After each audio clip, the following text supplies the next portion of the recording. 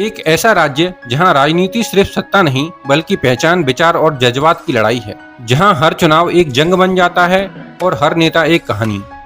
साल 1905 अंग्रेजों ने लिया एक फैसला जिसने बंगाल को हमेशा के लिए बदल दिया। लॉर्ड कर्जन ने बंगाल का विभाजन किया ताकि फूट डालो और राज करो की नीति चले। लेकिन ये फैसला उलट पड़ गया और लोग सड़कों पर उतर आए।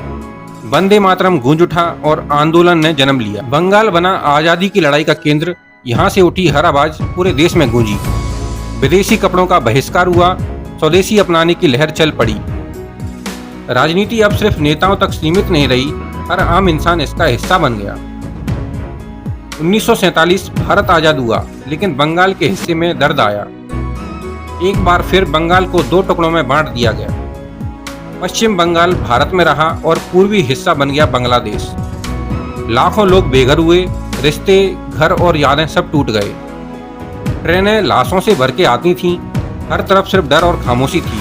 आज़ादी के बाद सत्ता आई इंडियन नेशनल कांग्रेस के हाथों में, लेकिन हालात आसान नहीं थे। गरीबी और बेरोजगारी बढ़ रही थी, शहरों में भीड़ बढ़ती गई, गाँव में निराशा गहराती गई। लोगों का भरोसा डगमगाने लगा और बदलाव की मांग उठने लगी। 1960 के दशक में एक नई आग भड़की। इसे कहा गया नक्सल आंदोलन, जहां युवा सिस्टम के खिलाफ खड़े हो गए। हिंसा बढ़ी, सरकार और जनता के बीच टकराव बढ़ा।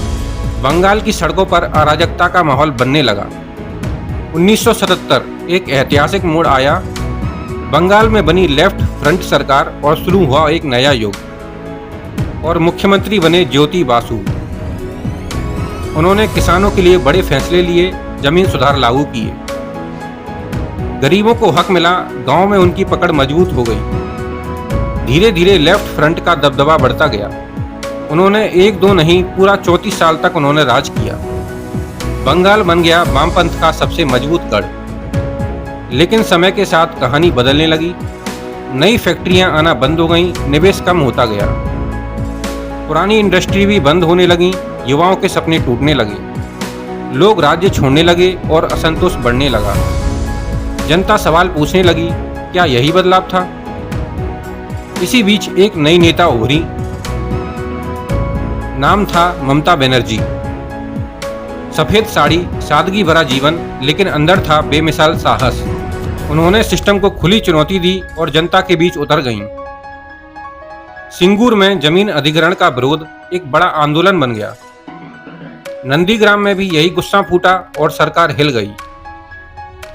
इन आंदोलनों ने राजनीति की दिशा बदल दी। और फिर आया 2011 और इतिहास बदल गया। 34 साल पुरानी सरकार खत्म हो गई। ममता बनर्जी बनी नई मुख्यमंत्री और एक नया युग शुरू हो गया। नारा था माँ माटी मानुष, जो हर दिल में उतर गया। जनता को उम्मीद थी कि अब विकास होगा। नई योजनाएं आईं, लोगों को राहत मिलने लगी। लेकिन कहते हैं ना कि राजनीति में चुनौतियां कभी खत्म नहीं होती। धीरे धीरे एक नई ताकत सामने आई और नाम था भारतीय जनता पार्टी। उन्होंने बंगाल में अपनी पकड़ मजबूत करनी शुरू की और मुकाबला सीधा हो गया। रैलियां, भाषण और आरोप प्रत्यारोप तेज हो गए। 2021 का चुनाव सबसे बड़ा मुकाबला बन गया। पूरा देश बंगाल को देख रहा था। एक तरफ ममता बनर्जी और दूसरी तरफ बीजेपी। नंदीग्राम बना रणभूमि, जहां हर दिन नई कहानी। और आखिर में जनता ने फैसला सुनाया और ममता बनर्जी फिर जीत गईं, लेकिन मुकाबला खत्म नहीं हुआ। आज बंगाल की राजनीति और भी ज्यादा गर्म है। धर्म, पहचान और विकास, हर मुद्दे पर सीधी टक्कर। राजनीति अब और तेज और ज्यादा आक्रामक हो चुकी है। बंगाल की राजनीति हमें सिखाती है कि सत्ता बदलती रहती है, लेकिन संघर्ष कभी खत्म नहीं होता। यह सिर्फ नेताओं की कहानी नहीं, यह जनता की आवाज है। अगर आपको भी ये कहानी पसंद आई तो लाइक और शेयर जरूर करें और चैनल को सब्सक्राइब करें, क्योंकि अगली कहानी और भी बड़ी होगी। जय हिंद, वंदे मातरम।